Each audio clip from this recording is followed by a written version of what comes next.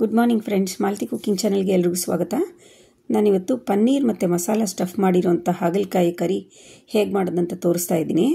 ಈ ಥರ ಹಾಗಲಕಾಯಿ ಕರಿ ಮಾಡೋದ್ರಿಂದ ನಿಮಗೆ ಯಾರು ಹಾಗಲಕಾಯಿ ಇಷ್ಟಪಡಲ್ವೋ ಅಂಥವ್ರು ಕೂಡ ಈ ಕರಿನ ತುಂಬ ಇಷ್ಟಪಟ್ಟು ತಿಂತಾರೆ. ಸೊ ಹೇಗೆ ಮಾಡೋದು ಅಂತ ನೋಡ್ಕೊಳ್ಳೋಣ. ಈ ಹಾಗಲಕಾಯಿ ಇದಕ್ಕೆ ನಮಗೆ ಚಿಕ್ಕ ಚಿಕ್ಕದಾಗಿರುವಂತಹ ಹಾಗಲಕಾಯಿಗಳು ಸಿಕ್ಕತ್ತೆ ನೋಡಿ. ನಾನು ತೋರಿಸ್ತಾ ಇದ್ದೀನಲ್ಲ ಆ ಥರ ಚಿಕ್ಕ ಚಿಕ್ಕದಾಗಿರುವಂಥದ್ದು.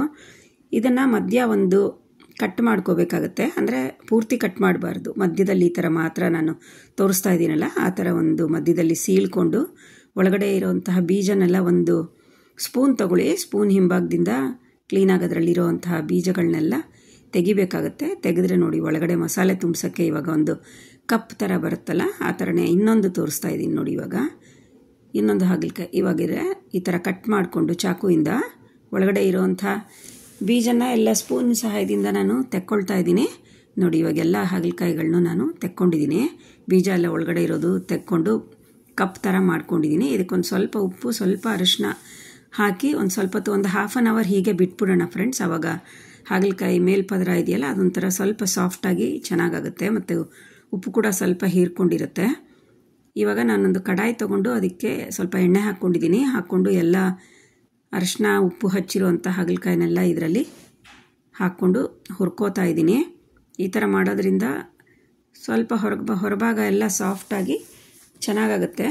ಇವಾಗ ನೋಡಿ ಇದು ಸ್ವಲ್ಪ ಬ್ರೌನ್ ಆಗಬೇಕು ಫ್ರೆಂಡ್ಸ್. ಬ್ರೌನ್ ಆಗೋ ತನಕ ನಾವು ಇದನ್ನು ಎಣ್ಣೆನಲ್ಲಿ ಹುರ್ಕೋಬೇಕು ನೋಡಿ. ಇವಾಗ ಬ್ರೌನ್ ಆಗಿ ಚೆನ್ನಾಗಾಗಿದೆ. ನಾನಿವಾಗ ಇದನ್ನೆಲ್ಲ ಒಂದು ತಟ್ಟೆನಲ್ಲಿ ನಾನು ತೆಕ್ಕೊಂಡು ಬಿಡ್ತಾ ಇದ್ದೀನಿ.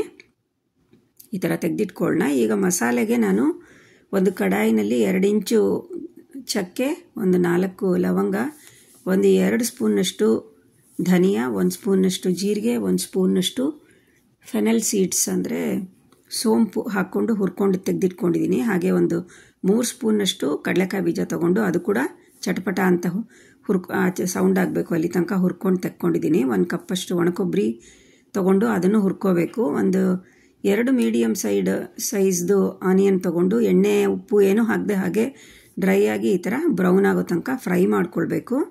ಫ್ರೈ ಮಾಡಿ ನೋಡಿ ಇವಾಗ ಹಾಗಲಕಾಯಿ ಎಲ್ಲ ಆರಿದೆ. ಹಾಗೆ ಮಸಾಲೆ ಕೂಡ ರೆಡಿ ಇದೆ. ಒಂದು ಗರಂ ಮಸಾಲ ಥರದ್ದು, ಇನ್ನೊಂದು ಇದು ಕಡಲೆಕಾಯಿ ಬೀಜ ಮತ್ತು ಸ್ವಲ್ಪ ಎಳ್ಳು ನಾನು ಆಲ್ರೆಡಿ ಹುರಿದಿಟ್ಕೊಂಡಿದ್ದೆ ಅದು ಕೂಡ ತೊಗೊಂಡಿದ್ದೀನಿ. ಇದಕ್ಕೆ ನಾವು ಒಂದು 2 ಸ್ಪೂನ್ನಷ್ಟು ಚಿಲ್ಲಿ ಪೌಡರು, ಸ್ವಲ್ಪ ಅರಿಶಿನ, ರುಚಿಗೆ ತಕ್ಕಷ್ಟು ಉಪ್ಪು ಮತ್ತು ಸ್ವಲ್ಪ ಆಮ್ಚೂರು ಪೌಡರ್ ಇದನ್ನೆಲ್ಲ ಹಾಕ್ಕೊಂಡು ನಾನಿವಾಗ ಮಸಾಲೆ ರೆಡಿ ಮಾಡ್ಕೊಂಡಿದ್ದೀನಿ. ಇವಾಗ ನಾವು ಹುರಿದಿಟ್ಕೊಂಡಿರೋದ್ರಲ್ಲಿ ಈರುಳ್ಳಿನಲ್ಲಿ ಒಂದು ಅರ್ಧದಷ್ಟು ಈರುಳ್ಳಿನ ನಾನಿವಾಗ ಈ ಮಸಾಲೆಗೆ ಸೇರಿಸ್ಕೊಳ್ತಾ ಇದ್ದೀನಿ. ಅದನ್ನು ಕೂಡ ಇವಾಗ ಒಂದು ಸತಿ ನಾವು ಮಿಕ್ಸ್ ಮಾಡ್ಕೊಳ್ಳೋಣ. ಇವಾಗ ಪನ್ನೀರ್ ತೊಗೊಂಡಿದ್ದೀನಿ. ಪನ್ನೀರ್ ತೊಗೊಂಡು ಇದ್ರ ಮೇಲೆ ನಾನು ಗ್ರೇಟ್ ಮಾಡ್ಕೊಳ್ತಾ ಇದ್ದೀನಿ ನೋಡಿ. ಈ ಥರ ಪನ್ನೀರ್ನೆಲ್ಲ ಗ್ರೇಟ್ ಮಾಡಿಕೊಂಡು ಅದು ಕೂಡ ನಾವು ಮಸಾಲೆನ ಜೊತೆಗೆ ಇದನ್ನು ಹಾಕ್ಕೊಂಡು ಚೆನ್ನಾಗಿ ಮಿಕ್ಸ್ ಮಾಡಿ ತೆಗೆದಿಟ್ಕೊಳ್ಳೋಣ. ಇವಾಗ ನಾನು ಒಂದೊಂದೇ ಹಾಗಲಕಾಯಿ ತೊಗೊಂಡು ಅದರಲ್ಲಿ ಕಪ್ ಥರ ಮಾಡ್ಕೊಂಡಿದ್ದೀವಲ್ಲ ಅದರೊಳಗೆ ಈಗ ಮಸಾಲೆನೆಲ್ಲ ಕ್ಲೀನಾಗಿ ಫುಲ್ಲು ತುಂಬಿಸ್ಬೇಕು ನೋಡಿ. ಈ ಥರ ಪೂರ್ತಿ ತುಂಬಿಸಿ ಅದನ್ನು ಕ್ಲೀನಾಗಿ ಮುಚ್ಚಬೇಕು ಫ್ರೆಂಡ್ಸ್. ಈ ಥರ ಸ್ವಲ್ಪ ಹತ್ತಿರ ಬರೋ ಥರ ನೋಡಿ ಹಿಂಗೆ ಮುಚ್ಕೋಬೇಕು ನೋಡಿ. ಈ ಥರ ಇವಾಗ ಎಲ್ಲ ಹಾಗಲಕಾಯಿನಲ್ಲೂ ನಾವಿವಾಗ ಮಸಾಲೆನ ತುಂಬಿಸ್ಕೊಳ್ತಾ ಬರೋಣ ನೋಡಿ. ಇವಾಗ ಎಲ್ಲದರಲ್ಲೂ ತುಂಬಿಸ್ಕೊಂಡಿದ್ದೀನಿ ಮತ್ತು ಸ್ವಲ್ಪ ಮಸಾಲೆ ನಾನಿವಾಗ ಹಾಗೆ ತೆಗೆದಿಟ್ಕೊಳ್ತಾ ಇದ್ದೀನಿ. ನೆಕ್ಸ್ಟ್ ಮುಂದೆ ನಾನು ಇದನ್ನು ಯೂಸ್ ಮಾಡ್ಕೊಳ್ತೀನಿ ಆಮೇಲೆ. ಇವಾಗ ಒಂದು ಕಡಾಯಿ ತೊಗೊಂಡು ಕಡಾಯಿನಲ್ಲಿ ಸ್ವಲ್ಪ ಎಣ್ಣೆ ಹಾಕ್ಕೊಳ್ಳೋಣ. ಹಾಗೆ ಸ್ವಲ್ಪ ಜೀರಿಗೆ, ಸ್ವಲ್ಪ ಇಂಗು, ಒಂದು ಸ್ವಲ್ಪ ಕರಿಬೇವು ಹಾಕ್ಕೊಂಡು ನಾವು ಫ್ರೈ ಮಾಡ್ಕೊಂಡಿದ್ದೀವಲ್ಲ ಈರುಳ್ಳಿ ಅದು ಕೂಡ ನಾನಿವಾಗ ಹಾಕ್ಕೊಳ್ತಾ ಇದ್ದೀನಿ. ತುಂಬ ಜಾಸ್ತಿ ಏನು ಫ್ರೈ ಮಾಡ್ಕೊಳ್ಳೋದು ಬೇಡ, ಆಲ್ರೆಡಿ ಫ್ರೈ ಆಗಿದೆ ಅದು.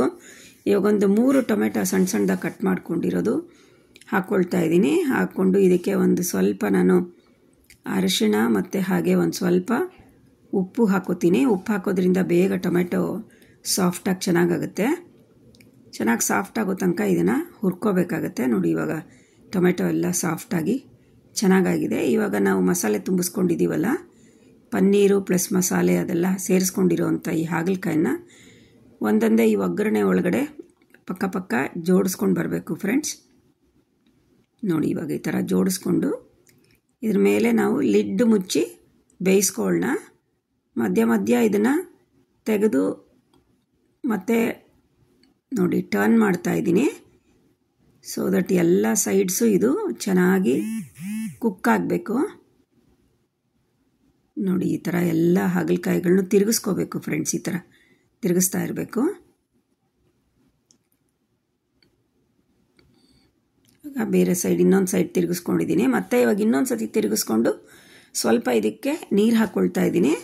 ಹಾಕ್ಕೊಂಡು ಇನ್ನೊಂದು ಸತಿ ಚೆನ್ನಾಗಿ ಇನ್ನೊಂದು ಸ್ವಲ್ಪ ಇದನ್ನು ಬೇಯಿಸ್ಕೊಳ್ತಾ ಇರಬೇಕು. ಮಧ್ಯ ಮಧ್ಯ ತೆಗೆದು ಇದನ್ನು ಸ್ವಲ್ಪ ನೋಡ್ತಾ ಇರಬೇಕು ಫ್ರೆಂಡ್ಸ್, ಸಾಟೆ ಮಾಡ್ತಾ ಇರಬೇಕು. ಇವಾಗ ತೆಕ್ಕೊಂಡು ನಾನು ಉಳಿದಿರೋದು ಮಸಾಲೆ ಇದೆಯಲ್ಲ, ಆ ಮಸಾಲೆನೂ ಇವಾಗ ಸೇರಿಸ್ಕೊಂಡ್ಬಿಡ್ತೀನಿ. ಇವಾಗ ಸೇರಿಸ್ಕೊಂಡ್ಬಿಟ್ಟು ಒಂದು ಸತಿ ಮಿಕ್ಸ್ ಮಾಡಿಕೊಂಡು ಇವಾಗ ನಾವು ಇದಕ್ಕೆ ನೀರು ಹಾಕ್ಕೊಳ್ಳೋಣ. ಆವಾಗ ಮಸಾಲೆ ಎಲ್ಲ ಕ್ಲೀನಾಗಿ ಮಿಕ್ಸ್ ಆಗುತ್ತೆ. ನೋಡಿ ಇವಾಗ ಇದಕ್ಕೆ ಬೇಕಾಗಿರೋ ಅಷ್ಟು ನೀರು ಹಾಕ್ಕೊಂಡು ಇವಾಗ ಮುಚ್ಚಿಬಿಟ್ಟು ನಾವು ಚೆನ್ನಾಗಿ ಇದನ್ನು ಸಾಫ್ಟಾಗಿ ಕುಕ್ ಆಗಬೇಕು. ಅಲ್ಲಿ ತನಕ ಇದನ್ನು ಬೇಯಿಸ್ಕೊಳ್ತಾ ಇರಬೇಕು. ಇವಾಗ ಒಂದು 2 ಸ್ಪೂನ್ನಷ್ಟು ಹುಣಸೆ ಹಣ್ಣಿನ ರಸ, 1 ಸ್ಪೂನ್ನಷ್ಟು ಬೆಲ್ಲದ ಪುಡಿ ಹಾಕ್ಕೊಂಡಿದ್ದೀನಿ ಟೇಸ್ಟ್ ಬ್ಯಾಲೆನ್ಸ್ ಮಾಡೋದಕ್ಕೆ. ಇದನ್ನು ಒಂದು ಸತಿ ಚೆನ್ನಾಗಿ ನಾವು ಮಿಕ್ಸ್ ಮಾಡ್ಕೊಳ್ಳೋಣ. ಮಿಕ್ಸ್ ಮಾಡಿಕೊಂಡು ಮತ್ತೆ ಇನ್ನೊಂದು ಸತಿ ಒಂದೊಂದು ಸ್ವಲ್ಪ ಹೊತ್ತು ಬೇಯಿಸ್ಕೊಂಡು ಇದು ನೋಡಿ ಫ್ರೆಂಡ್ಸ್ ಇವಾಗ ಚೆನ್ನಾಗಿ ಆಗಿದೆ. ಇವಾಗ ಕೊತ್ತಂಬರಿ ಸೊಪ್ಪು ಹಾಕಿ ಇದನ್ನು ನಾವು ಕಂಪ್ಲೀಟ್ ಮಾಡೋಣ.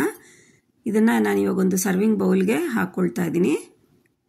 ನೋಡಿ ಎಷ್ಟು ಚೆನ್ನಾಗಿ ತುಂಬಾ ರೊಟ್ಟಿ ಜೊತೆ ಆಗಲಿ ಮತ್ತು ಚಪಾತಿ ಜೊತೆ ಆಗಲಿ, ಉಕ್ಕರಿಸಿದ ಅಕ್ಕಿ ರೊಟ್ಟೆ ಎಲ್ಲ ಜೊತೆನೂ ತುಂಬಾ ಚೆನ್ನಾಗಿರುತ್ತೆ. ಹಾಗೆ ಅನ್ನಕ್ಕೆ ಕಲಿಸ್ಕೊಂಡು ತಿನ್ನೋದಕ್ಕೂ ಅಷ್ಟೇ ಸೂಪರಾಗಿರುತ್ತೆ. ಮತ್ತು ಹಾಗಲಕಾಯಿ ಕಹಿ ಅಂತೂ ಸ್ವಲ್ಪ ಕೂಡ ಇರಲ್ಲ. ನೀವು ಈ ಥರದ್ದೊಂದು ಸ್ಟಫ್ ಮಾಡಿರೋದು ಪಲ್ಯ ಮಾಡ್ಕೊಳ್ಳಿ. ಇಷ್ಟ ಆದರೆ ಲೈಕ್ ಮಾಡಿ, ಶೇರ್ ಮಾಡಿ, ಕಮೆಂಟ್ ಮಾಡಿ.